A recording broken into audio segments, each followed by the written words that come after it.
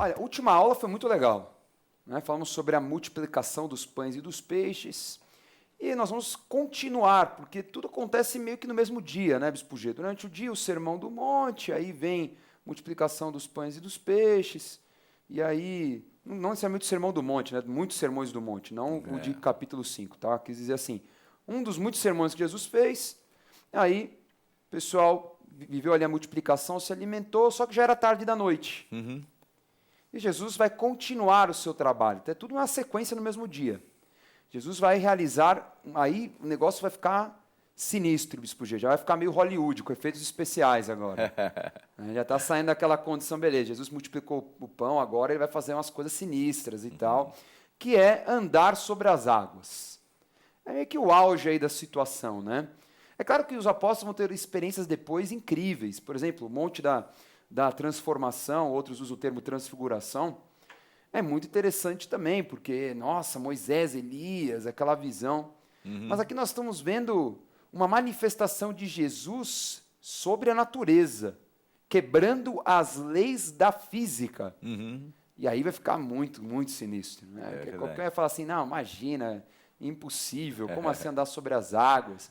A gente vai ter uns vídeos engraçados, né, na internet de umas pessoas que saem correndo, pegam né, velocidade, mas andam assim, sei lá, uns 3 segundos e caem. Deve ser isso, 2, 3 segundos. Então, o que eu soube que o máximo que deram foram 9 passos. 9 passos. 9 passos. Pois é. Jesus andou numa boa, tipo, desfilando, cara. Você acha que chegar assim na correria, correndo? Então a gente vê aí uma autoridade, né, se manifestando sobre a natureza, mais uma vez, né? Já tínhamos estudado o milagre de Jesus acalmando uma tempestade. Jesus vai realizar novamente esse milagre, mas agora andando sobre as águas. Então, ali o sentido é outro. Mas é muito proposital. Você vai entender no final do programa qual que é o grande propósito dele exibir esse poder aos apóstolos. É algo muito importante para os apóstolos. Perfeito? Então, este milagre está narrado em 3 evangelhos. Evangelho de Marcos, de Mateus e de João. Perfeito? Nós vamos ler algumas versões, nós vamos ler a versão de Mateus.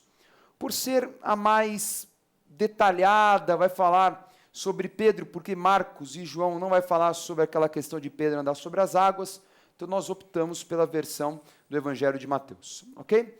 Então vamos começar lendo o capítulo 14, versículo 23. E despedidas das multidões, subiu ao monte a fim de orar sozinho. Em caindo a tarde, lá estava ele, só. Entretanto, o barco já estava longe, a muitos estádios da terra, açoitado pelas ondas, porque o vento era contrário. Na 4ª vigília da noite, foi Jesus ter com eles, andando por sobre o mar. E os discípulos, ao verem-no, andando sobre as águas, ficaram aterrados e exclamaram, é um fantasma! E tomados de medo, gritaram. Mas Jesus imediatamente lhes disse, tem bom ânimo, sou eu, não temais. Bispo G, o milagre vai acontecer na madrugada. Já é um momento, assim, madrugada já dá medo. É noite, filme de terror, suspense, já é aquela coisa meio sinistra. Jesus, ele despede o povo no final de tarde e vai para o monte. No monte, ele vai orar. Era o hábito de Jesus. Jesus orava no monte. Assim como Moisés ia para o monte Sinai buscar a Deus, Elias ia para o monte Horebe buscar a Deus, Jesus ia ao monte. Nós vemos essas figuras de Moisés e Elias toda hora associadas a Jesus. Por quê? Moisés representa a lei, certo, Bispo G? E Elias, os profetas. Isso. E Jesus tendo a autoridade de ambos. E também, Jesus não veio revogar, anular o Antigo Testamento. Jesus veio trazer a plenitude da graça. Amém. Beleza. Ele vai ao monte. Os discípulos recebem uma missão. Jesus fala, vocês vão para o outro lado. Então, eles estão indo em direção a Betsaida. Se não me engano, o outro evangelho, acho que é Marcos, fala que eles estão a caminho de Betsaida. Vocês vão me encontrar em Betsaida. Betsaida fica do lado nordeste, né, da Galileia. Então veja aí no mapa, o lado noroeste é onde eles estavam, a região ali de Cafarnaum, Monte das Bem-aventuranças e assim por diante. e o lado nordeste é onde está a cidade de Betsaida, que, por acaso, era a cidade de origem do apóstolo Pedro e também de André. Então eles começaram a remar, era um barco com remos, não era com velas, e eles já estavam a 25 a 30 estádios, segundo o Evangelho de João, que é o equivalente a 5 a 6 quilômetros, bastante. E Bispo G, pelo que o texto dá a entender, que eles estavam na metade do caminho, e faz sentido, porque é mais ou menos a largura do Mar da Galileia, a máxima é de 13 quilômetros. Então, eles estavam mais ou menos no meio, como é um pouco mais para cima, ela é meio curva, né? Um pouquinho menor. Então, eles estavam na metade do caminho. Isso. Vamos colocar assim, a Bíblia, inclusive, fala que eles estavam na metade do caminho. Eles começam a se desesperar, porque vem uma tempestade absurda de vento, uma loucura, e onda, e eles com barco com remo, então ela é muito devagar. Eles tinham que ir para Betsaida, só que o vento era contrário. Então a gente está tendo um teste de resistência aí, né, Bispo G? Porque Jesus mandou ir para Betsaida, legal, só que o vento é contrário. E o que eu faço? Eu desobedeço Jesus, deixo o vento me levar, ou eu continuo lutando e faço o que Jesus mandou contra o vento? Só que chega uma hora que a força acaba. Bispo G é um exímio surfista, né? Eu me aposentei muito mais cedo, mas a gente vai voltar em nome de Jesus, né, Bispo G? Vamos. Mas o Bispo G ainda está nativo, de vez em quando ele ainda pega um pouco, eu que estou mais paradão. Mas a gente sabe, quando o surfista entra no mar pesado, ele direto à região de quebra, que chama de quebra-coco. Quebra-coco. O cara vai ficar se cansando, ele vai ficar lá meia hora, remando, joelhinho, remando. E o corpo dele vai se desgastando porque a força é tão grande da correnteza e também das ondas que leva ele para fora, para a praia. E assim, até o que você está colocando, geralmente quando tem tempestade perto.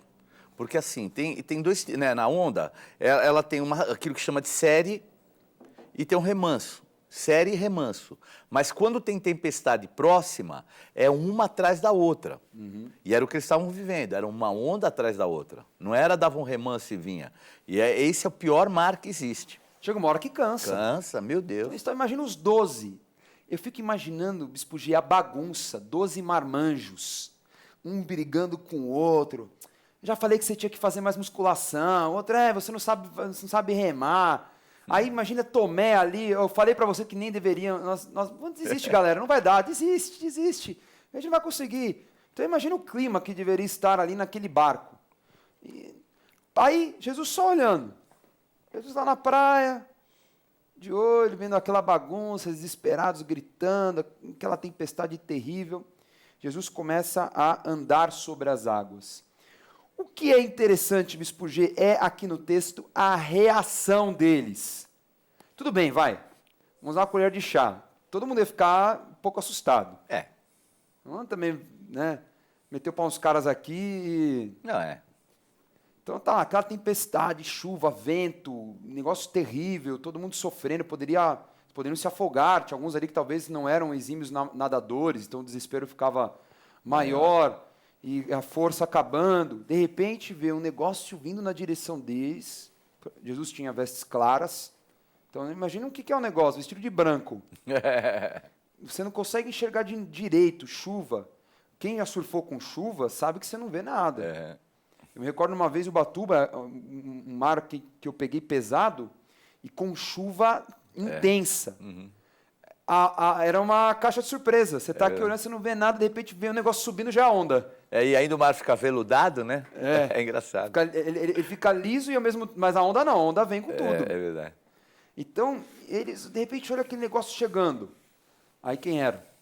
Jesus. Só que para eles, não. Imagina, Jesus andar sobre as águas, aí já é demais. Então, a reação é um fantasma. E o desespero, né? 12 marmanjos barbados gritando, porque disse que teve um desespero, né? Falei, olha como é que pode, né? Tá estranho isso aí demais. Aí o cara gritando, é um fantasma. Até afina a voz alguns ali, né? Negócio sinistro ali, né?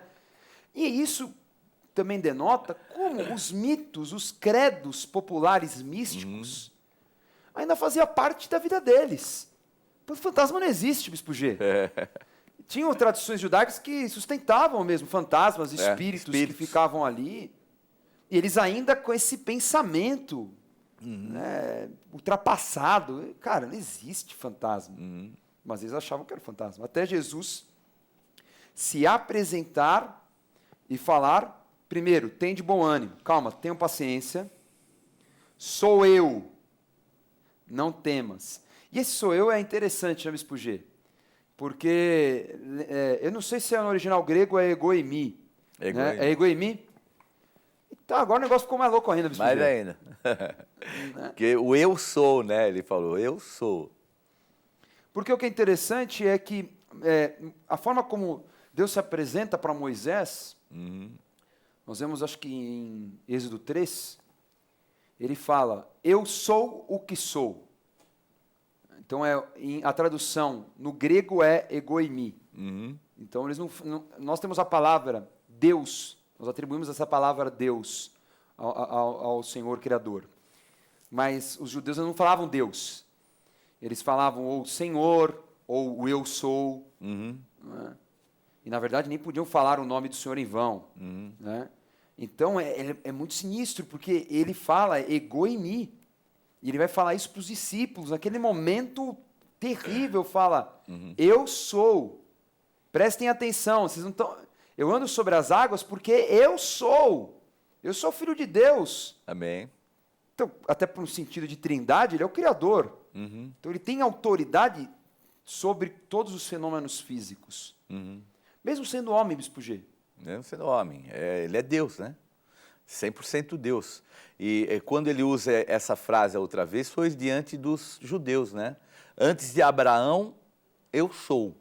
E aí pegaram em pedra já queriam apedrejá-lo, porque ele estava ali se fazendo de Deus. Então, o termo egoimi é realmente... É radical. Radical.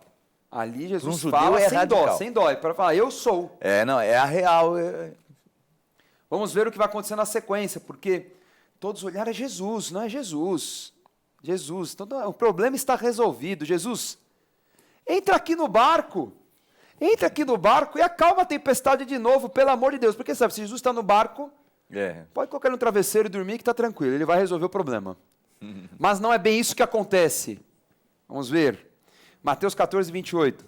Respondendo-lhe Pedro, disse, se és tu, Senhor, manda-me ir ter contigo por sobre as águas. E ele disse, vem.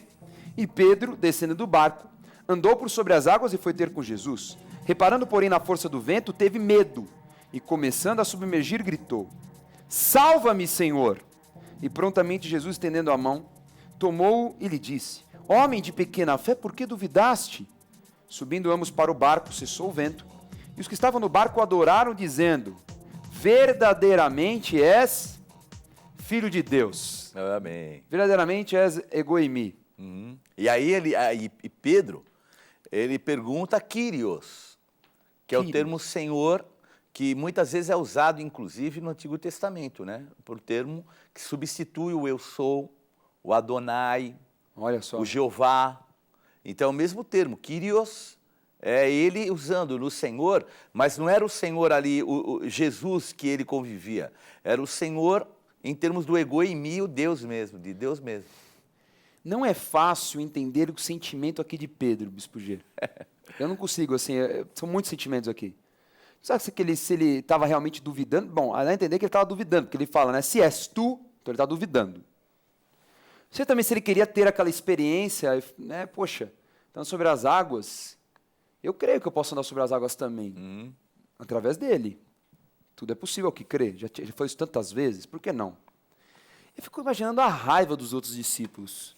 Eu sempre desenho, o que Pedro tem que perguntar agora? Está no meio da tempestade, chuva, está um negócio... Deixa Jesus entrar logo no barco e o problema está resolvido. Mas tem que ser Pedro. Pedro é o cara que quer causar. Pedro é o cara que quer falar, que tem que se mostrar, que fala sem pensar. Então, e fala grosso. Porque assim, no começo todo mundo fala grosso, né? Todo mundo chega assim, duvido, se é tu mesmo, Senhor. Então manda que eu vou andar sobre as águas. Jesus falou, tá bom, vem. Agora a gente vê como muda o processo, porque ele vai caminhando. Enquanto ele está olhando para Jesus, o negócio está acontecendo, ele está andando sobre as águas, fantástico. tem uma experiência incrível. Não à toa que ele vai ser o primaz dos apóstolos. Perfeito. Mas ele, de repente, duvida. Então, olhar para o vento é a dúvida suficiente para fazer com que ele afunde. E a gente fala, né, bispo, que é essa hora que a voz afina, né? Socorro! Né? Aí mudou. Aquele cara machão, todo duvido e tal, de repente, me salve. Senhor. Senhor. É o Quírios. Agora não pergunta se és tu, Senhor. Agora ele sabe, Senhor, tem que ser tu, porque agora a coisa pegou. Me salve, o negócio aqui tá difícil. Então ele era inconveniente, era inconsequente, tudo mais. Dentro desses sentimentos, o importante é entender que Pedro viveu uma experiência incrível pela fé. E ele voltou andando sobre as águas. Porque Jesus não puxou ele e falou, bom, agora vai nadando e eu vou andando. É sacanagem, né? Jesus levantou e ele foi andando até entrar no barco. Agora sim, os apóstolos que estavam deviam estar sentando o pau, né, de novo. Pô, tem que atrapalhar, é sempre Pedro. Agora tá todo mundo ali. Nossa, esse cara é sinistro também. Viveu um grande milagre. Na verdade, ali, Bispo G, nós entendemos nessa frase final. Jesus queria mostrar para eles quem ele era. Vocês ainda não entenderam. Verdadeiramente, se a pessoa fala, verdadeiramente és o Filho de Deus, quer dizer que eles não acreditavam ainda, Bispo G. Ainda tinha uma centelha de dúvida. Tinha porque esse é o momento em que ele faz um milagre em relação à natureza. Então ele viu milagres se manifestarem, cura e uma série deles. A multiplicação dos pães, tudo que mas agora a natureza, só Deus. Só Deus, só o Filho de Deus poderia fazer. Agora, vocês têm alguma dúvida? Alguém? Alguém? Ah, não? Então tá bom. Agora ficou claro para todo mundo quem eu sou, né? Jesus, o Filho de Deus. Falamos sobre Jesus andando sobre as águas e qual vai ser o resultado disso, porque foi completamente intencional. Desde o momento que ele foi ao monte, ficou ali sozinho na praia, os discípulos desesperados remando contra a tempestade, tudo tinha uma intenção. E essa intenção você vai compreender agora no próximo discurso que Jesus vai fazer ao povo. Porque Jesus vai encontrar esse povo que ele alimentou novamente. E é claro, o que eles queriam? Mais comida. Então vamos ler Evangelho de Marcos, capítulo 6, versículo 51. E subiu para o barco para estar com eles, e o vento cessou, ficaram entre si atônitos, porque não haviam compreendido o milagre dos pães, antes o seu coração estava endurecido. Estando já no outro lado, chegaram à terra em Genezaré, onde aportaram. Então, os discípulos também não entenderam o milagre da multiplicação dos pães e dos peixes. Está claro aqui no texto, não foi só o povo. Eles também não compreendiam, o coração deles também estava com aquela visão política do Messias. Jesus vai ter que tratar não só o povo, como os discípulos também. E ali em Genezaré, provavelmente ele realiza alguma obra. O ponto é que ele vai encontrar o mesmo povo depois que ele prega em Genezaré. E quando ele encontra esse povo, a reação do povo é completamente carnal. Nós queremos mais, nós queremos que o Senhor nos dê mais. Vamos entender isso lendo João, porque praticamente agora, João que vai dar detalhes sobre essa relação de Jesus com o povo para quebrar esse pensamento de que Jesus era um Messias político. Vamos lá. João 6, 22. No dia seguinte, a multidão que estava no lado leste do lago viu que ali só havia um barco pequeno. Sabiam que Jesus não tinha embarcado com os discípulos, pois estes haviam saído sozinhos. Enquanto isto, outros barcos chegaram da cidade de Tiberíades e encostaram perto do lugar onde a multidão tinha comido pão depois de o Senhor Jesus ter dado graças. Quando viram que Jesus e seus discípulos não estavam ali, subiram nos barcos e saíram para Cafarnaum a fim de procurá-lo. A multidão encontrou Jesus no lado oeste do lago e perguntaram a ele: Mestre, quando foi que o Senhor chegou aqui? Jesus respondeu: Eu afirmo a vocês que isto é verdade. Vocês estão me procurando porque comeram os pães e ficaram satisfeitos, e não porque entenderam os meus milagres. Então vamos entender a geografia aqui da parada. Vamos ver aí o mapa do Mar da Galileia, a região norte da Palestina, região dominada por Herodes Antipas, um dos 4 filhos de Herodes o Grande. Nós temos aí uma cidade chamada Tiberíades, você vai ver um pouco mais abaixo de Cafarnaum.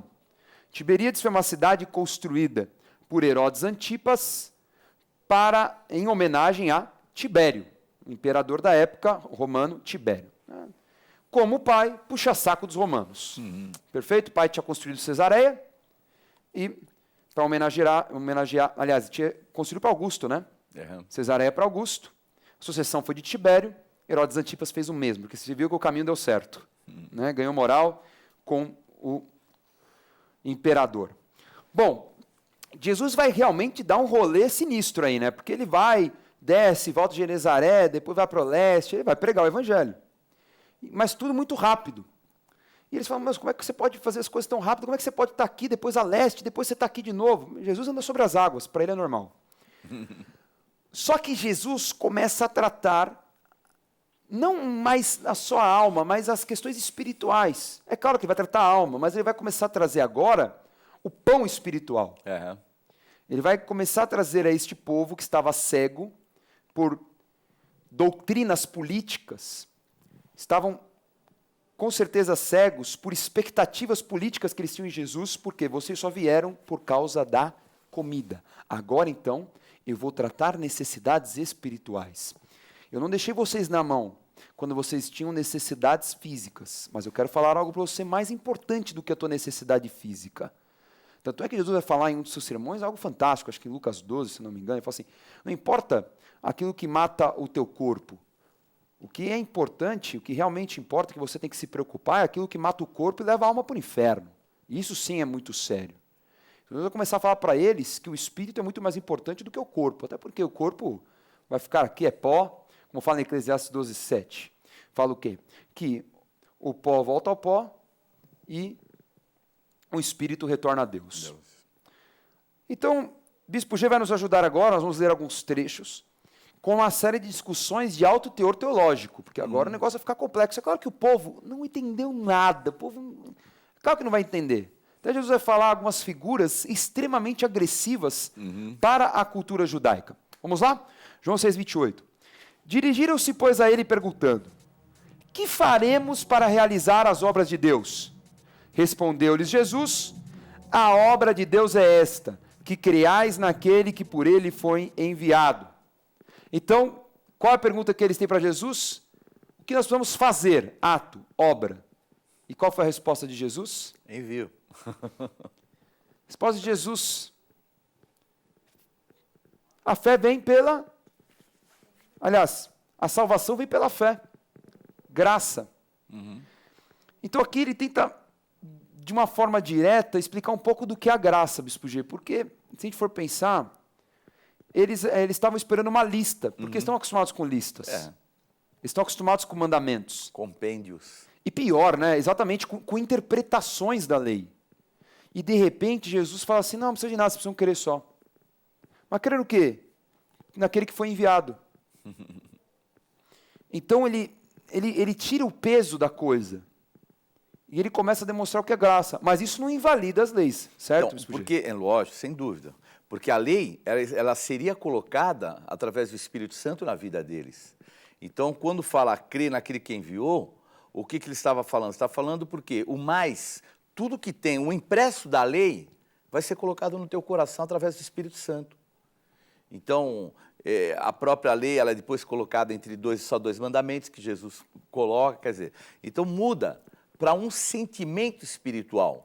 E quem tem esse sentimento espiritual através do Espírito Santo, não peca, não erra em nenhum dos 10. E nem no desdobramento da lei. Vamos continuar então o texto, que o texto é longo, Bispo G. A gente selecionou alguns versículos, porque senão a aula ficaria muito mais longa, né? Então vamos ler João 6:31 em diante. Vamos lá, o povo respondendo. Nossos pais comeram maná no deserto. Como está escrito, deu-lhes a comer pão do céu. Replicou-lhes Jesus, em verdade vos digo, não foi Moisés quem vos deu o pão do céu. O verdadeiro pão do céu é meu Pai quem vos dá. Vamos lá, Bispo G. Primeira coisa aqui já é demais. Jesus já chega assim, vamos colocar o pingo no i. Vamos colocar cada um no seu lugar. Foi Moisés que deu pão? Não, foi o Senhor que deu. E não era, e era um pão milagroso, né? Que era o maná. Não era nem pão, era um negócio diferente, né? Diferente, mas era um grão, eles atribuíam, né? Agora, o que era? Era na pior fase da vida deles no deserto. Da história deles. É que vem o pão do céu. E que vem e que traz vida. E traz a eles o alimento e a manutenção da vida para alcançar a terra prometida. E agora Jesus já coloca essa realidade espiritual. Jesus vai cutucar muito essa idolatria a Moisés, nesse texto, fatalmente, porque ele já começa a colocar Moisés no lugar dele. Ele fala, ó, peraí, isso está errado, não é Moisés que deu pão. Vocês colocam Moisés como ídolo, como o herói, ele nem é tudo isso, ele é importante, sem dúvida, não tem que falar de Moisés, Não, fantástico e tal. Mas peraí. O que ele fez foi muito grande, mas o que Jesus fez é extremamente maior, sem qualquer comparação, né? Não tem como comparar um legislador e um profeta. É o Filho de Deus. É claro que eles não reconheciam que Jesus era o Filho de Deus. Então eu ia falar, vocês já colocam, já atribuem que tudo que a história conta está relacionado a Moisés, mas não é Deus escolheu Moisés. Moisés foi um instrumento. Ponto. Então ele já começa tratando com a própria palavra, rebatendo com a palavra o uso da palavra. Tudo bem. 40. De fato, a vontade de meu Pai é que todo homem que vira o Filho e nele crer tenha a vida eterna, e eu o ressuscitarei no último dia. 42. E diziam, não é esse Jesus o filho de José? Acaso não lhe conhecemos o pai e a mãe? Como, pois, agora diz, desci do céu? Ei! Aí Jesus falou, ó, eu sou o Filho de Deus. Então ele está falando aqui que, como eu sou filho, e eu dou a vida eterna, eu vou ressuscitar. Então aqui Jesus declaradamente fala, eu sou filho de Deus. Ele não fala assim, queridos, eu sou filho de Deus. Mas numa frase, ele está querendo dizer isso, ó, estou afirmando que eu sou filho de Deus, por quê? Porque quem crer em mim vai ressuscitar. Aí rebatem, mas eu conheço teu pai é José, e a tua mãe é Maria. Aliás, poucas vezes fala de José, né? Quase não se menciona sobre José, alguns até creem que José morreu cedo, enfim, né? Porque se João teve que cuidar de Maria, então José deve ter morrido cedo. Mas é estranho, Bispo G. Então como é que você fala desci do céu se eu conheço teu pai e tua mãe? Mas ele fala assim, eu sou, de novo, olha o ego em mim aí, eu sou o pão vivo. Aí complicou. Aí complicou. Porque ele usou eu sou. E ainda o pão vivo. Pão vivo. Então, disse Jesus, eu sou o pão da vida, o pão vivo. Então ele já fala, aí ele já cutuca aquele lance do pão de Moisés, do maná, e fala também que é o Filho de Deus. Isso. E fala que ele é o quê? É o alimento para salvação, para manutenção da vida. Agora, depois vai ficar ainda mais forte, que aí Jesus já entrou no hardcore, né? Ele fala assim, vossos pais comeram maná no deserto e morreram. Eu sou o pão vivo que desceu do céu, se alguém dele comer, viverá eternamente, o pão que eu darei pela vida do mundo é a minha carne. Então já foi um choque, já falou, olha, vamos cutucar um pouquinho mais. Cadê os pais de vocês? Morreram. Morreram aonde? No deserto. Por que morreram no deserto? Porque são desobedientes, murmuradores, rebeldes, imorais, cobiçosos, idólatras. 5 motivos, 1 Coríntios 10. Morreram no deserto.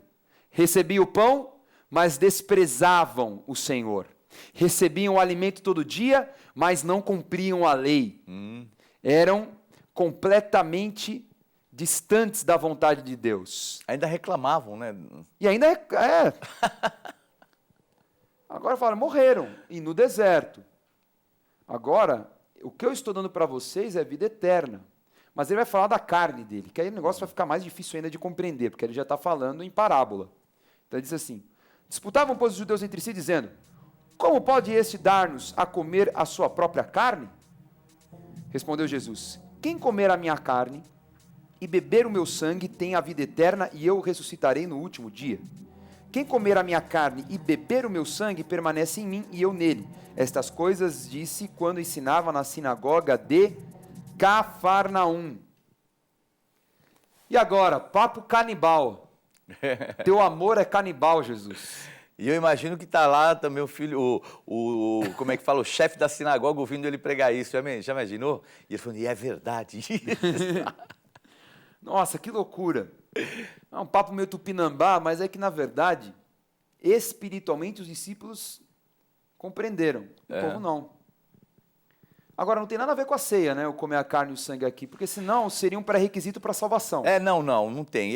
A ceia vai ser um referencial do que ele está falando agora. Símbolo. Ela símbolo. futuramente ela vai ser um símbolo do que ele está falando, que é a realidade. Teria que se alimentar do corpo dele e beber do sangue dele. Pra Isso comunhão. espiritualmente. Para depois, o símbolo dessa comunhão seria esse referencial profético, né? Que é a ceia. Mas imagine ele falando isso, que ele é o pão vivo que desceu do céu, que traz vida, e de repente está ali o chefe da sinagoga, que a filha dele estava morta e ressuscitou. Jesus, difícil, é demais, né? E colocou em xeque a fé de todos. Agora, como é interessante, né? No sacrifício dos cordeiros, a lei obrigava a comer a carne, mas proibia beber o sangue. Então, é muito interessante a sacada de Jesus do conhecimento da palavra. Porque eles falam assim, então você está falando para comer a carne? Não, você vai para beber o sangue também. Também o sangue, Porque comer a carne vocês podem, né? Vocês podem comer a carne do cordeiro. Na ótica de cordeiro, Jesus como cordeiro. Mas beber o sangue vocês não podem. Porque a lei de Moisés proíbe. Então eu estou dizendo para vocês que além de comer a carne, vocês têm que beber o sangue.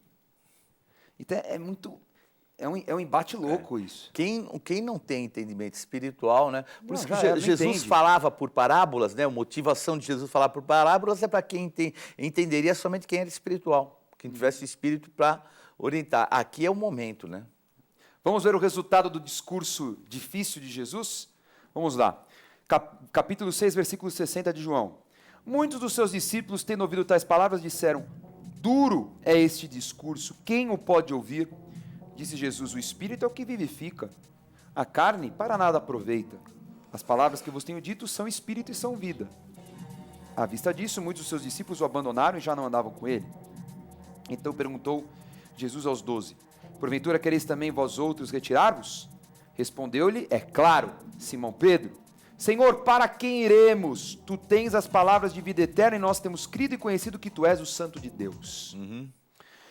Então eles falam, duro é o discurso. Né? A palavra grega, ela diz, não é que é duro, não é dureza como a gente entende, mas é difícil de aceitar. Acho que é esclero, se não me engano, alguma coisa assim. É difícil de você receber, de você aceitar. Não é que Jesus foi uma pessoa, não é que ele falou duro, não é que Jesus teve a boca dura, a boca pesada. Jesus falou de uma forma agressiva, gritando, e impôs algo. É difícil de aceitar. É uma palavra fixa, dura, né? No nosso escleros, é de onde vem a esclerose, né? Que é o enrijecimento, né? Isso. E também arteriosclerose, enrijecimento das artérias. Porque a dureza do coração. É dureza, Eu não quero aceitar isso. Aí Jesus ainda, pela graça, pela misericórdia, fala, gente, o Espírito vivifica, eu estou falando de coisas espirituais. Nesse momento, Jesus está falando com os discípulos, com outros seguidores, na verdade, porque discípulos eram 12, mas outros seguidores que estavam com ele. Eu queria até fazer uma lembrança, Dani, desculpe interromper, no mínimo, esses seguidores eram aqueles que vieram muito felizes. Lembra dos 70? Sim. Vieram felizes. Expulsamos os demônios no seu nome. Os demônios se submetem a nós. Fizemos cura no seu nome. E Jesus falou para eles, se alegrem com isso, mas se alegrem mesmo, porque o nome de vocês está arrolado nos céus. Quer dizer, vocês têm que se alegrar pelo referencial espiritual do mundo espiritual e não por aquilo que são sinais que vocês estão vendo. E agora vocês veem, Jesus já estava alertando, porque no futuro eles iam se escandalizar por não entender o mundo espiritual. Porque o comer a carne e beber o sangue é o próprio sacrifício dele. E eles se escandalizaram, sim. Só João ficou na cruz, todo mundo escandalizou. Todo mundo saiu ali do caminho. Agora, depois que ressuscita, já é uma outra história. Porque já é um outro momento, o Espírito Santo derramado, as coisas mudam. Agora, é interessante que muitos o abandonaram, ficou Pedro e os outros 11. E ele falou, e vocês, e vocês não vão embora também? É interessante a resposta de Pedro. Para quem iremos? Quem nós vamos seguir? Quem vai ser o nosso mestre? Não temos outro mestre. Não é? E aí, tu tens a palavra de vida eterna. Boa, Pedro. Tu tens o pão. Nem só de pão viverá o homem, mas de toda a palavra que procede da boca de Deus. Eu não preciso do pão. O povo veio aqui, eu peguei tudo, Jesus. Olha que agora estou esperto. Não estou mais tão cabeçudo. Peguei tudo. O Senhor não veio para dar pão. O Senhor veio para trazer a palavra, certo? Maravilha, palavra de vida eterna. E depois ele fala o quê? Nós temos crido e conhecido que tu és o Santo de Deus. E é uma coisa óbvia. Aqui está o motivo de Jesus ter andado sobre as águas, antes de dar esse discurso esclerosado, vamos colocar assim, esse discurso duro. Ele mostrou para eles, ele revelou aos discípulos que ele era o Filho de Deus. Verdadeiramente tu és o Filho de Deus. E quando foram colocados em xeque, eles responderam, sim, tu és o Filho de Deus, nós vamos continuar contigo. Então, os discípulos tiveram uma experiência muito mais forte antes com Jesus, ele andando sobre as águas, do que o povo. Porque eles eram espirituais. Eles estavam despertando a vida espiritual, e o povo não. Então eles foram, entre aspas, dignos, naquele momento, receber essa experiência com Jesus, que vai dar a condição, no momento do discurso duro, de entender o que Jesus estava falando e continuar com ele. E permanecer com ele. Então, a gente percebe mais uma vez como os milagres eles são ligados e são intencionais. Maravilha? Vamos à revisão da aula de hoje. Na aula de hoje, vimos que Jesus mostra todo o seu poder como Filho de Deus sobre a natureza, andando sobre as águas.